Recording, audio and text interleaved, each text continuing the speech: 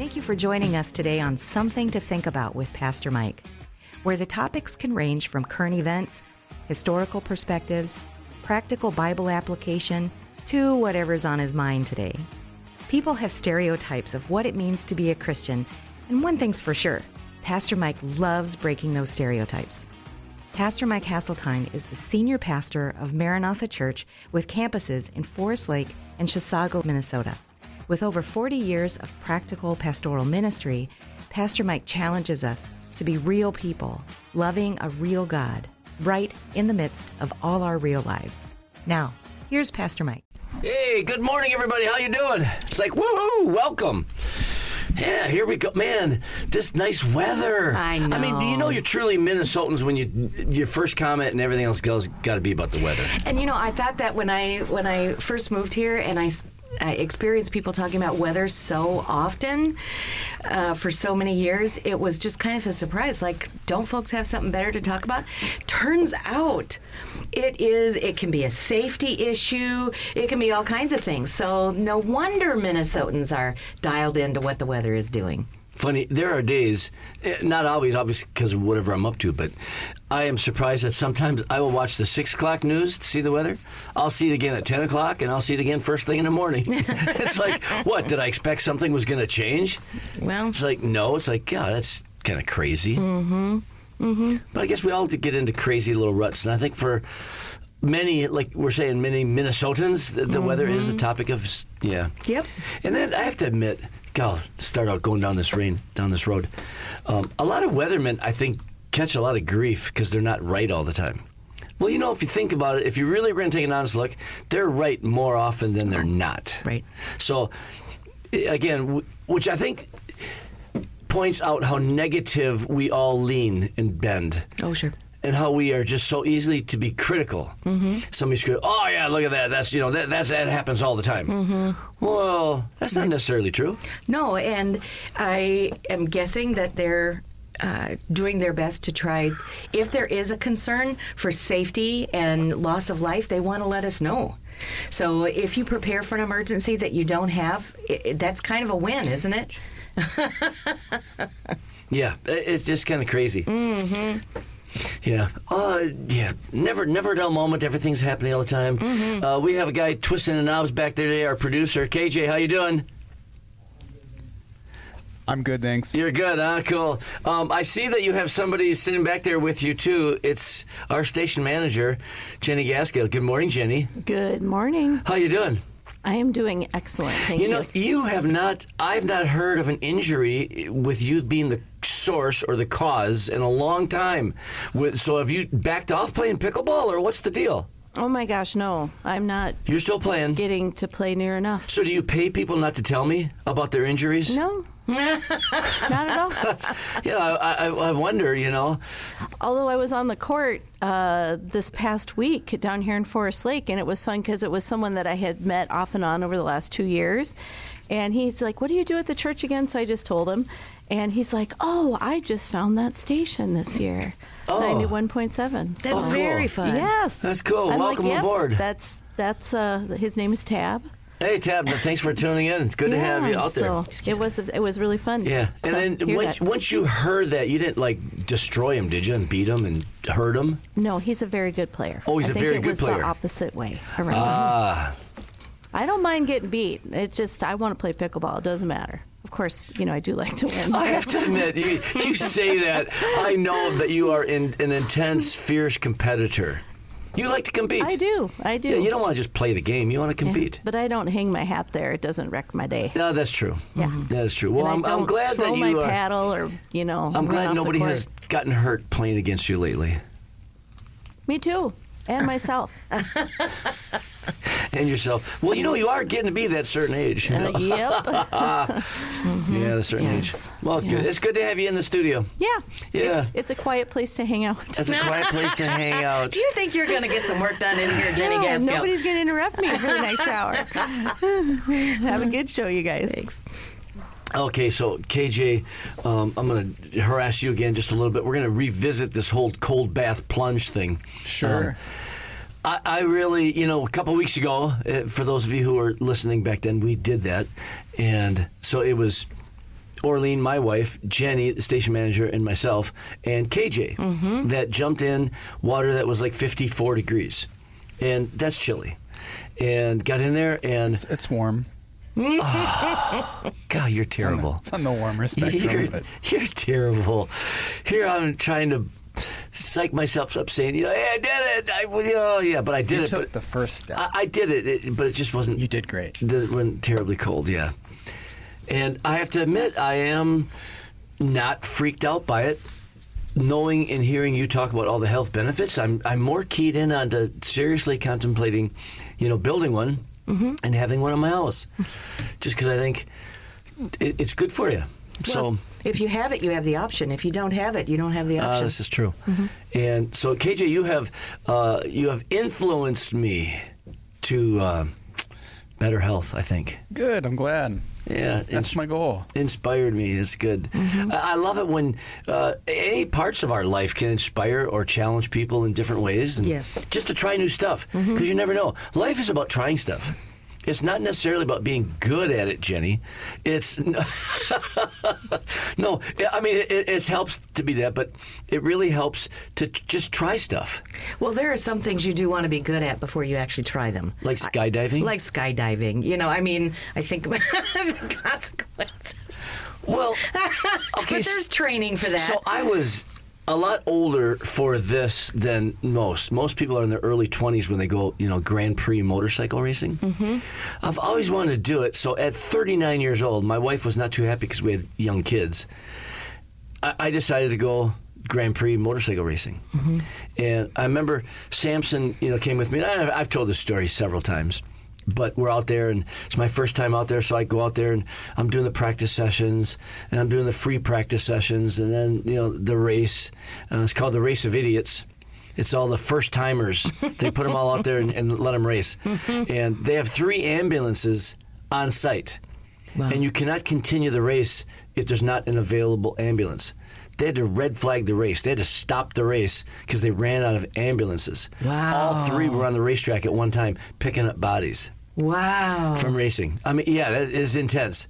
Well, hopefully just injuries, not deceased people. No, they didn't die. Okay. But, broken collarbones, broken legs, arms. So during the prep for going racing like this, in this class, you had to take like 2 weekends of classes. And he said... several things he said that I really stand out. He says, this is a sport of ego where ego will kill you. Your ego, you're better and faster than your ego.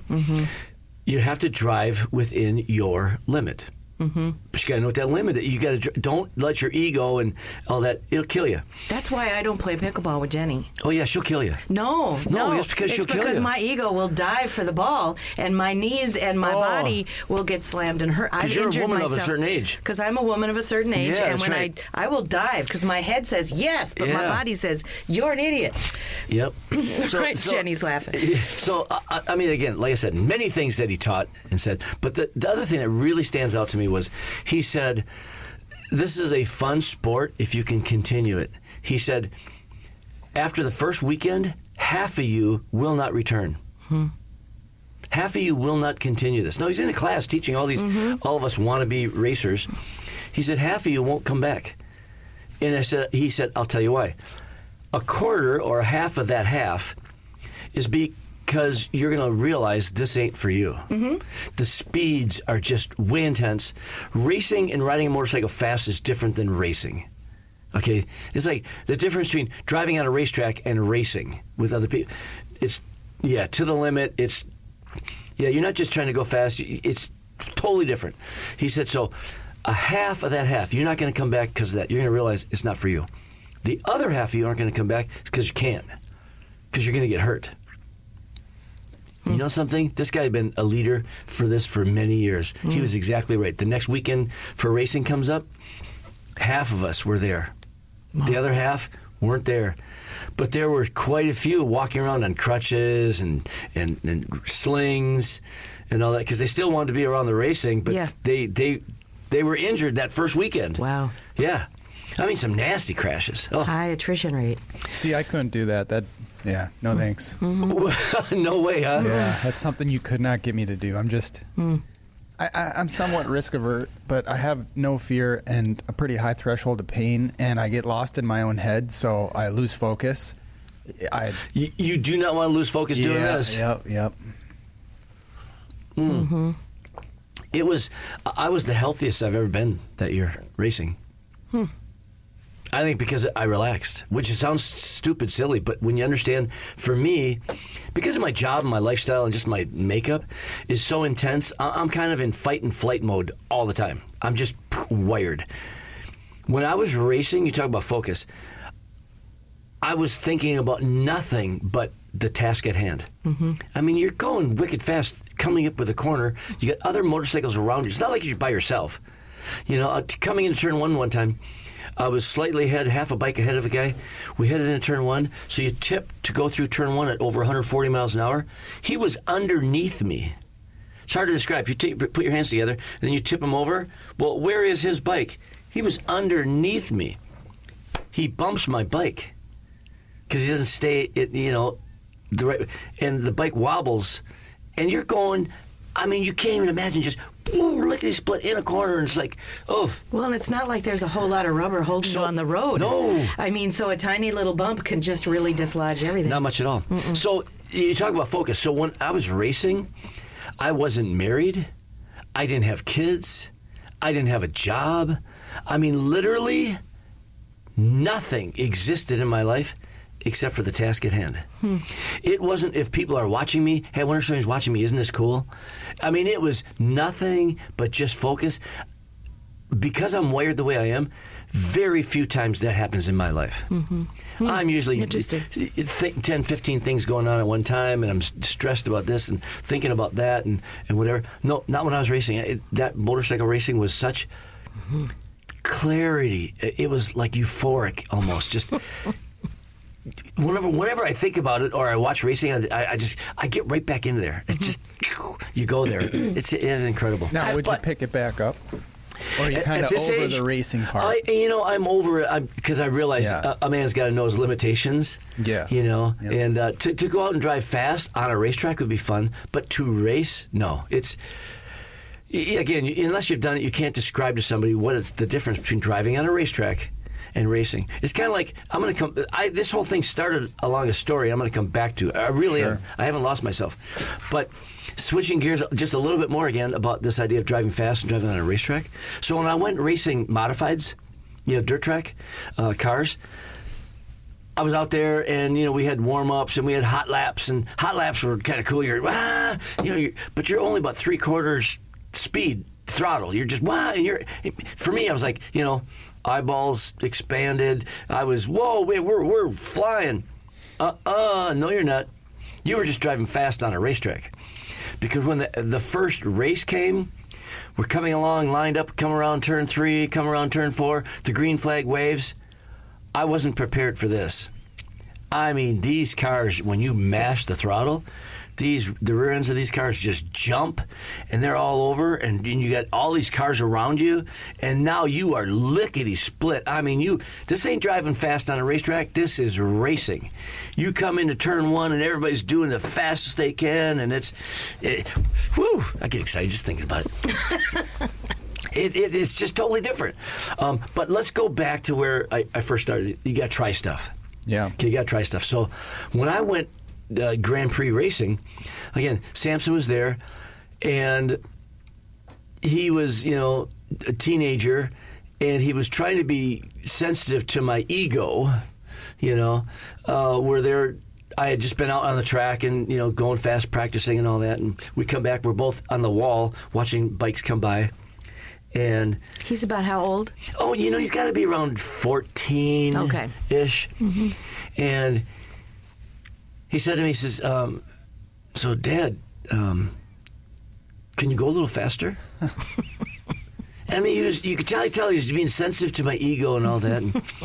And I looked at him and I said, Samson, I'm going as fast as I can. There was a long pause. That moment he realizes, like, oh, my dad isn't the fastest racer. That's right. Yes. So there was this long pause, and again, sensitive to the ego. It was just ironic. Then he says, but it's possible. Those guys are going faster. Those guys are going faster. So, and again, I reiterated to him, I said, yeah, but I'm going as fast as I can. That's a lesson in I'm doing my best. Yeah, and something, and KJ, that's exactly the lesson. Not only was I trying to enjoy myself and try something I've always wanted to do, but I wanted to model for my kids, you don't have to be the best at something to have fun. You don't have to be the best at something to try stuff. Sometimes it's in our personality that we don't want to do stuff unless we know we can succeed. Yeah. And I really wanted to demonstrate the idea that you got to try stuff. You got to live life and do things.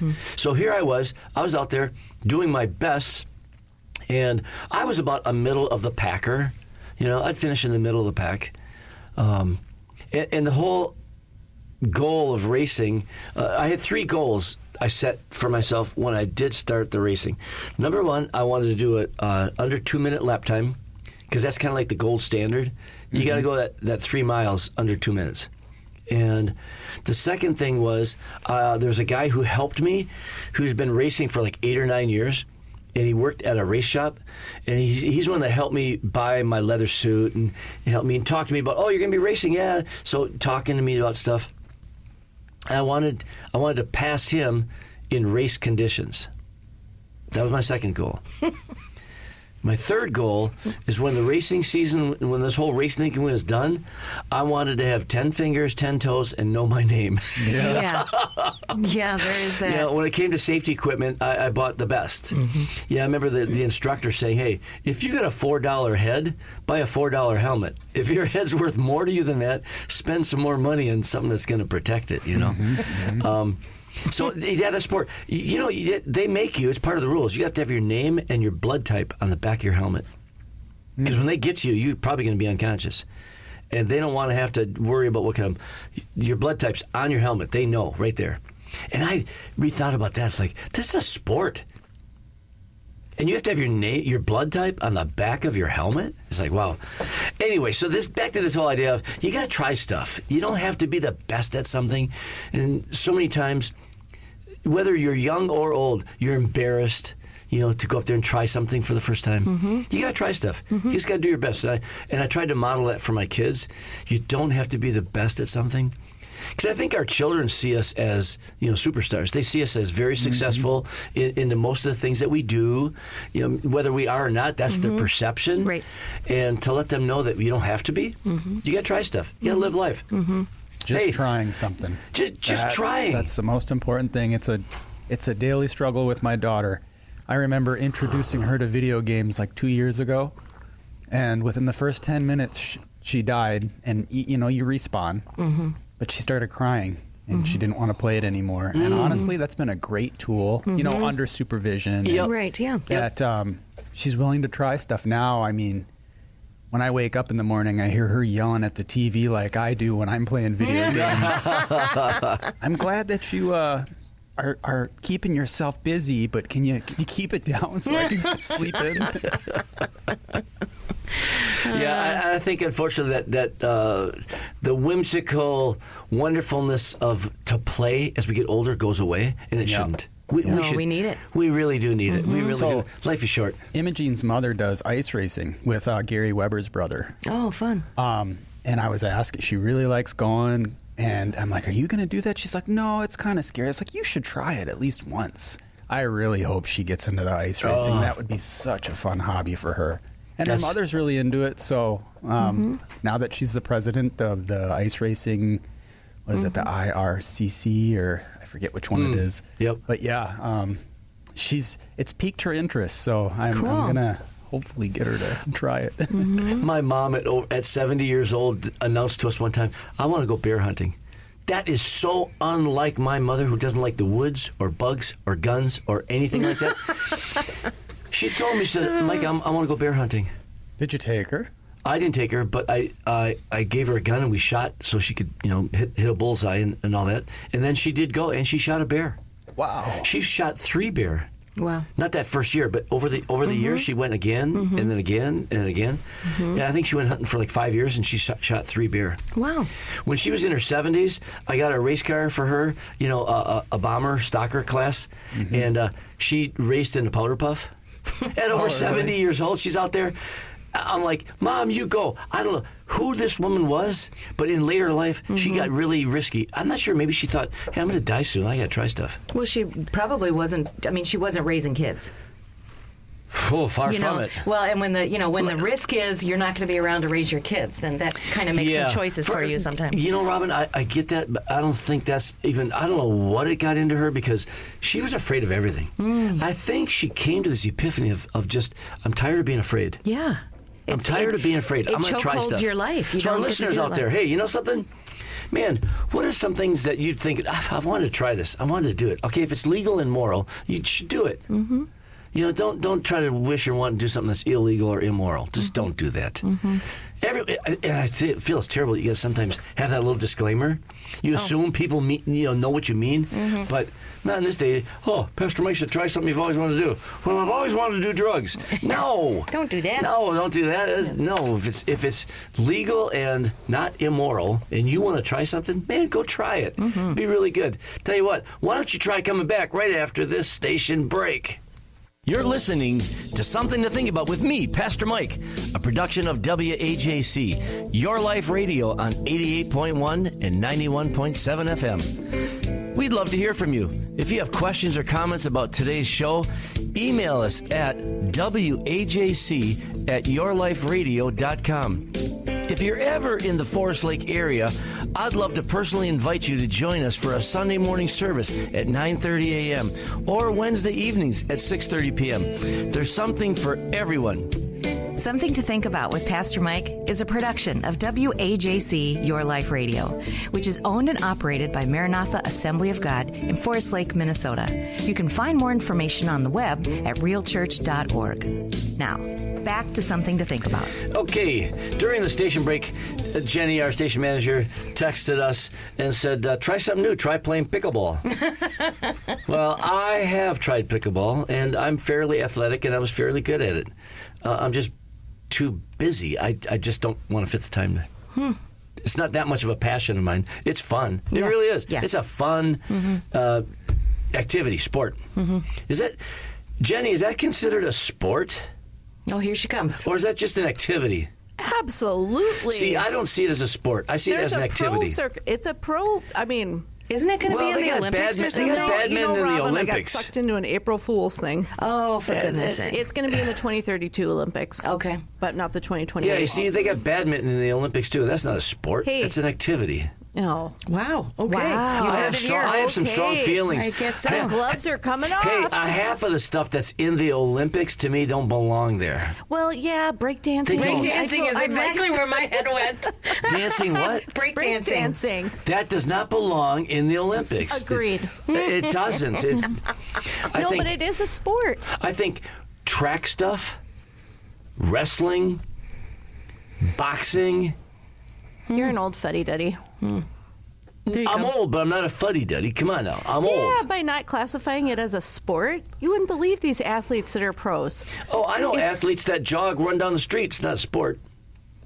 But they're athletes. Pickleball is a sport. No, it's not. It's an activity. Can you kill his mic, Kelly, please? So what about skateboarding? Skateboarding is not a sport. It's an activity. It's an activity. It's a strong activity. It's a competitive one that you could have tournaments on. You could judge them, whatever else. Yeah. But it's not a sport. He's backpedaling, Kelly. I think if you can fall down and scrape off skin, it's a sport. Thank you, Robin. Yeah. So that's the new definition. Can I get road rash from this? Yes. You're a sport. It's a sport. So then breakdancing is in. See what I'm saying? You got a rug burn on the knee. That's true. Okay, so motorcycle racing, Grand Prix motorcycle racing, to me, not a sport. Not a sport. It's an activity. What are racing you doing? Racing is a sport. I would consider racing a sport. How is it not?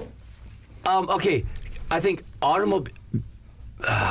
I'm going to lose this argument. Let's just move on. Well, it's nice to know. Let's get back to the Bible. We can concede. I am going to concede my position on this subject. Nice. And But that's whether just, or not it's in the Olympics, I think that's a different topic. There's so many different sports that, yeah. Well, you know what we should do, Kelly? You and I, we should start a new sport. Who can stay in the cold tub the longest? And then we'll turn it into an Olympic sport. See, that's How cold and how long, and we'll call it a sport. It's called hypothermia. yeah. How long can you take your mind over emotion and force yourself Will to Huff, stay in I there? think, did that. Yeah. Yeah, Will Huff. And just kind of get he's in that been up zone. into, You see, Everest, I think. You see, that's a sport. shorts. That's a sport. Well, they're Pushing yourself to the limits. pushing yourself. Yeah. Okay, hey, National Day. We're kind of running kind of all over the place today. Yes, you are. Okay.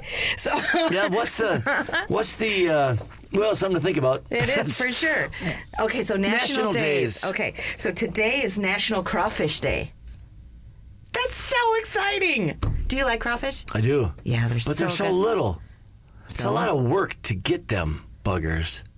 That is true. As a kid, we used to go always, down to the local swamp or else, and we'd fish for crawfish. Yes, yeah. And get them, but we wouldn't eat them. I'm not sure Yeah. if they're ever even edible. Probably. That you get around here, but Yeah, mud bugs. mud bugs. Yeah. But I had them down south. Yeah. They're really kind of a reddish. yes, And they're really tasty. they're so good. I love them. Yeah. But their work They are. to clean them, to get that little piece of meat out of every one of them. Yep. They are a labor of love. That's I'm getting for ready sure. to. Yeah, I'm almost. You know something? I think it's the garlic and labor butter. that helps the appetite. Yeah. Makes them taste better. Oh, I tell you. Because I would like to just have somebody. Hey, would you skin me a plate full of these things and just Skin eat me a them? plate full of these. Just get them prepared. It's also National High Five Day. High five. There you go. High five. High five. National Cheese Ball Day. Do you like a cheese ball? So National High Five Day. Yeah. All day today, I can go around high five and say, hey, National High Five Day. National High Five Day. Oh, I'm gonna do it. There you go. Absolutely. I don't care if I'm in Walmart, the gas station, or wherever. There you go. Total strangers.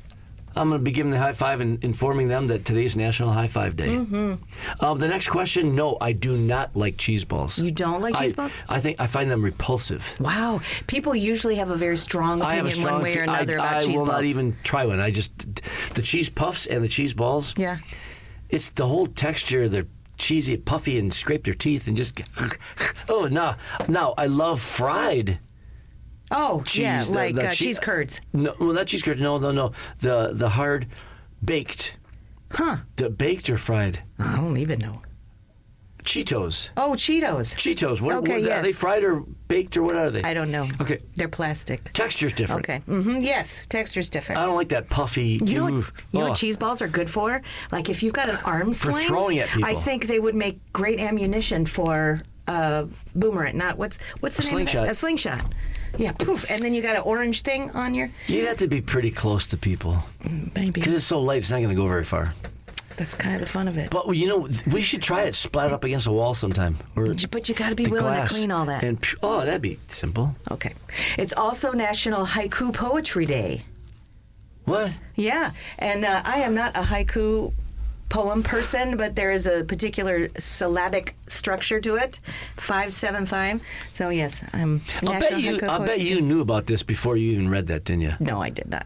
Oh, you didn't? I Okay. did not. No, that one I did not. I feel so good. There I you know go. what those are. Yeah, my There you friend go. made a board. My friend designs board games, and he made a haiku poem board game. Mm-hmm.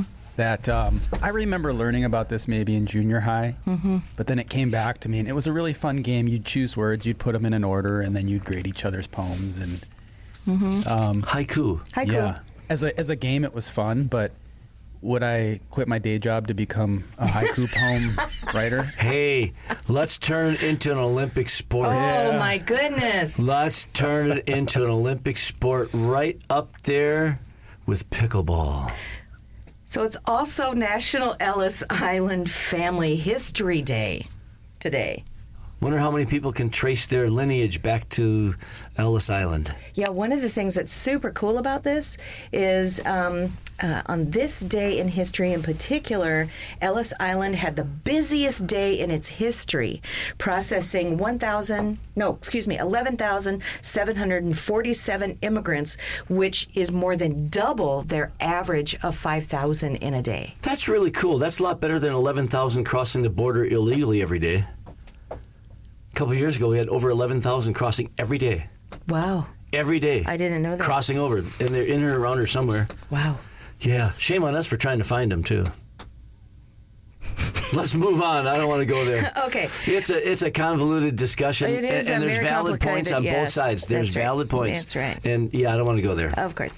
But I do want to highlight a couple of things coming up this week. So tomorrow is National Clean Out Your Medicine Cabinet Day. Ooh. So if you happen to have some things that you would like to get rid of safely, there are many communities. I know the Chisago County Sheriff's Office has a drop-off and making that available. I mean, it's available all the time, but they are promoting it. So, check into your community. If you're helping your parents clean out their cabinets or whatever, that's a safe way to do it. How about your cabinet? You got some old medicine in your cabinet? Do you keep old medicine around? No, I don't keep old medicine around, and I have a Ziploc bag from cleaning out my in-laws' house that I need to go drop off, but I can drop it off. So you don't keep old medicine?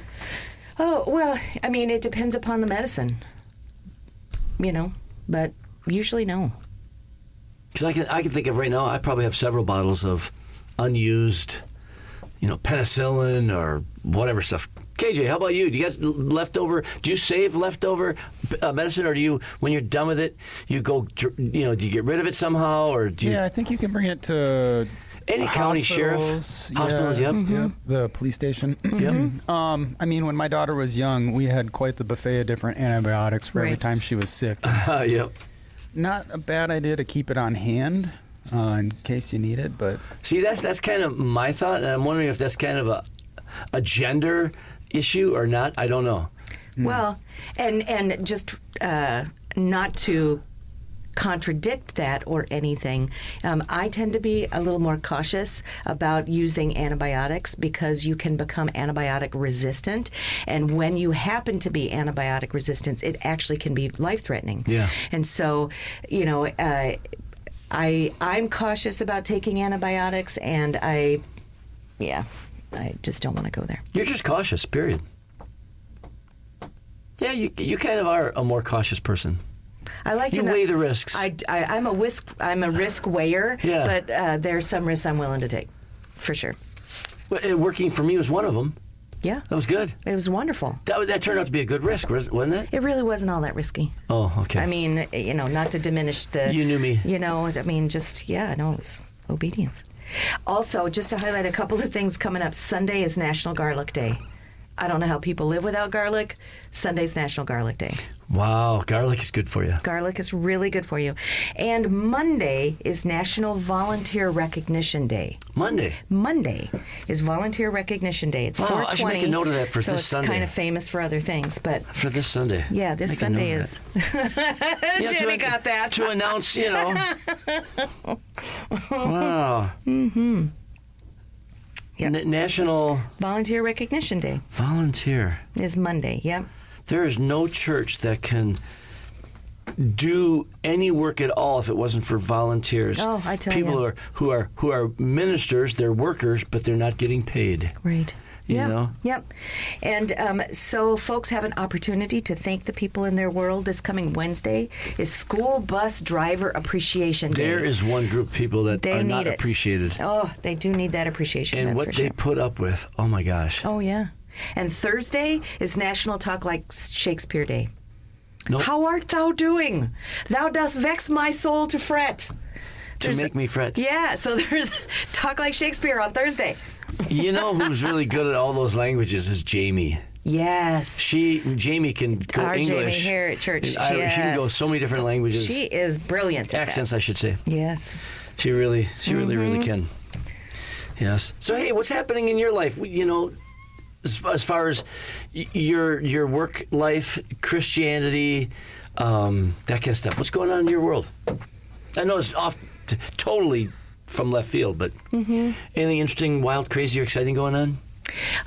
No, just kind of our women's retreat is coming up next weekend. Ah, yes. Yep, I get the privilege of sharing a message, and so I'm pretty dialed in to that. Looking forward to what the Lord is going to do in this great group of women over that period of time, and just, yeah, it's a highlight in my year. So I'm looking forward to being able to go and to share and to receive. So it's always great. Yep, good stuff. Yeah, it's good stuff. One of the things that's kind of gotten my attention lately is the sense of humility. You know, someone walking with the Lord and what humility looks like. I was doing a definition search the other day about meekness. You know, it says Moses was the most meek person, Scripture says. And meekness is not weakness. Right. Right? And so just exploring that topic a little bit about, bumped into something this past week that was kind of the antithesis of humility.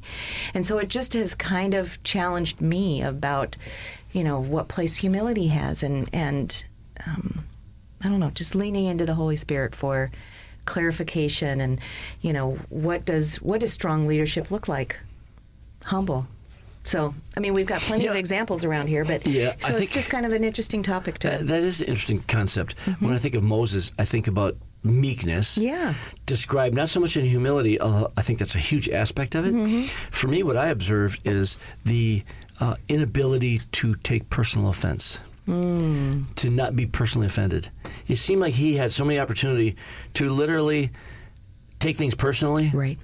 In fact, even when the people were grumbling it and complaining about him, he would literally say it. Hey, you're not complaining against Moses, myself, or Aaron. You're complaining to God. God's the one who's in charge here. So he had an incredible ability to not take things personally. Right. Now, eventually did. He is human. Right. He's not perfect. Right. But I just know this. He inspires me a lot only because I got a long ways to go in that area. I mean, I can almost take everything personally. I'm always, like I said, I'm in a fight and flight mode all the time. For me, it's always this idea of the sense of righteousness. What's right? Right. You know, what's wrong? And man, I can get there way too fast. Well, and Lord help me. And it's so interesting too, because depending upon what your expression of devotion is to Jesus in a healthy spiritual relationship, you can have small puzzles to work on. You might have the privilege to be invited into small puzzles. You might have the responsibility to handle really big, complex puzzles. And I see that. Yeah, I think that's my life. Exactly. Yep. And so, if it, I think it was you a couple weeks ago who said you may have just been given a difficult assignment. And I see that, around in Christianity. There are all kinds of people. I think about Mother Teresa is not too far from my thoughts generally, because I appreciate her devotion to the Lord. Regardless, talk about someone who really didn't take things personally. Yeah. It seems very inspiring. Very inspiring. And she just, kept the main thing the main thing. And she really, unlike what I think some people, it's a misunderstanding. They think that she was trying to save the world. And she really wasn't. In fact, when you read some of her stuff, she was looking at trying to not even save, but to minister to one person. Yes. Yep. And then she did another person. That's right. One person at a time. Person. Yep. So she saw them as individuals. Yes. And so many times we lose the individual in the sight of the masses. We can't see the forest for the trees. Yeah. Or we can't see the trees for the forest. Right. And every individual, and she wasn't trying to save them because they were the poverty, their illnesses were so intense. She just really had a tense desire to not see anybody die alone. Yes.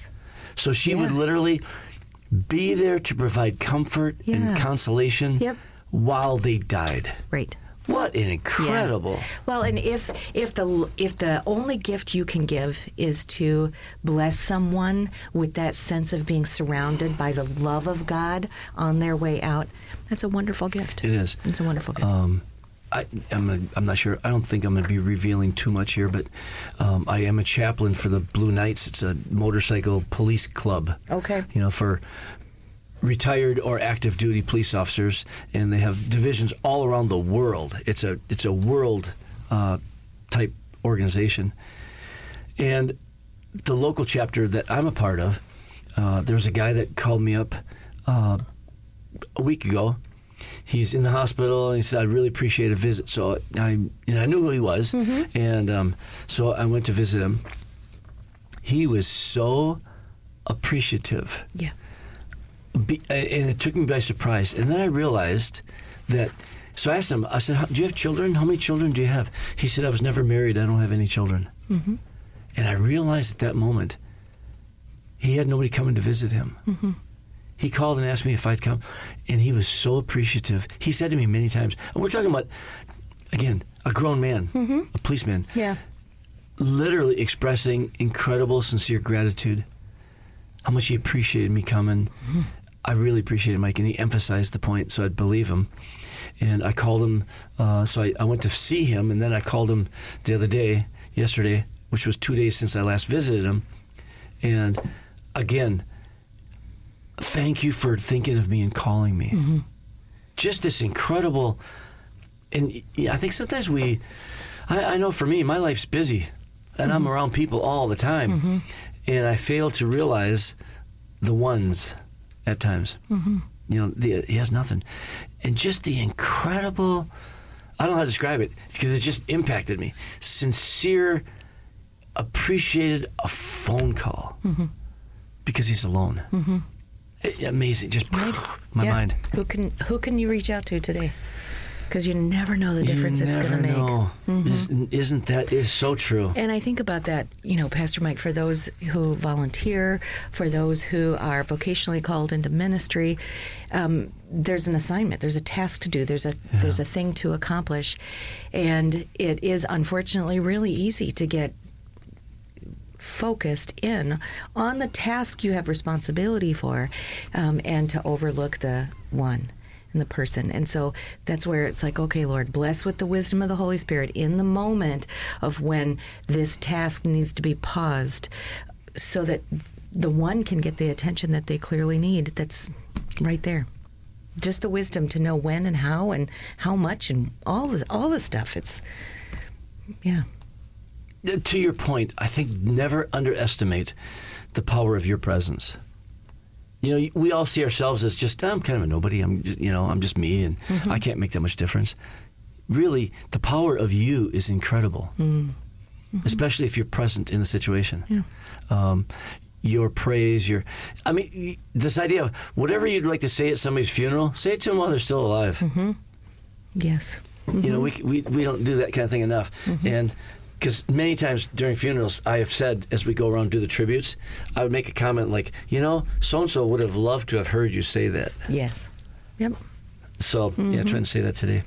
The other day I was reading in Psalm 36, and obviously, Scripture's full of so much of this stuff, and trying to stay positive, because I can go negative against the church and all that really easy.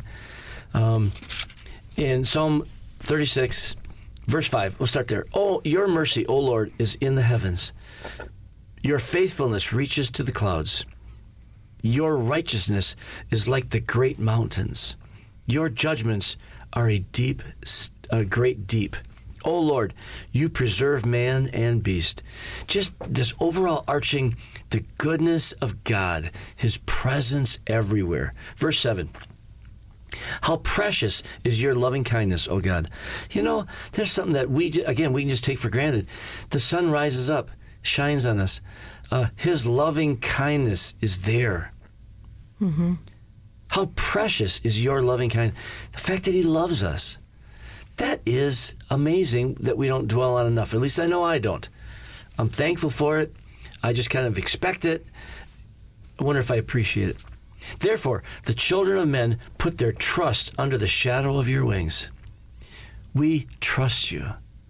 What a great relationship to live in, that we can trust God.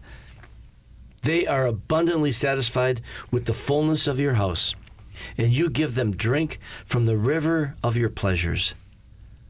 This is not what most people picture Christianity. Right. The rivers of your pleasures. You think about all the goodness of God, the goodness of his mercy. But then verse 9, I love this. For with you is the fountain of life. In your light, we see light. For with you is the fountain of life. Man, when I gave my life to Christ, when I invited Christ to be my Lord and to be in my life, the joy that swelled up within me, the idea of life, to live life, and it became not just an act of duty, do this, don't. No, you wanted to love him. You want to. I wanted to be obedient. I wanted to be pleasing to him, because from him and knowing him was joy, the source of life, a fountain of life. John 10:10, the thief comes to steal, kill, and destroy. But Jesus says, but I have come that you might have life and have it abundantly. And I have discovered that in God is the abundance of joy and life. Kind of coming full circle back to where we started earlier in the show, to try stuff, to do stuff. Hey, I've come that you might have life. Try stuff. Do stuff. Venture out. Try things. You don't have to be successful. You don't have to be the best at something to have enjoyment. You can take enjoyment on the simplest of things, like literally looking at a flower and truly enjoying the masterpiece in that flower. Yeah. The petals and the veins and the colors, how they move from one to another, and just the beauty of it. One of the things that I appreciate when you highlight that, because I've heard you mention that in funerals that you have done, that it is transitory beauty. It is not. It is not beauty that lasts. It is only beauty that can be captured in a time frame. And if you don't capture it, it is gone. It's gone. The flower dies. And so, being able to appreciate what beauty you find in the moment. So the translation that you're reading from, Pastor Mike, is the New King James. Correct. And I'm looking at the New Revised Standard Version, and it talks in here about when it describes God's love, he calls it, how precious is your steadfast love. Steadfast love. It never ends. It never ends. It's so solid. It's always there. Our actions. No, he loves us, period. So in verse 7 it says, how precious is your steadfast love, O God. All people may take refuge in the shadow of your wings. All of us. All of us. And all people may. It is our choice. It's an invitation for everybody. It is an invitation for everyone. Let's say everyone again. I mean, everyone. And some Christians out there, you're thinking, yeah, but these people here, they need to repent of their sin, or they need to change this. Or no, everyone comes to God just the way they are. That's right. Just the way you are. Yep. This idea of a fountain of life. You cannot really truly enjoy life till you know the author of it, and that is God, the author of life. In the beginning, God created. And when you come to that place in your life where you surrender, you trust him, and you experience his love, it does make the rest of life a whole lot more enjoyable. It's a mystery. It's a wonderful journey.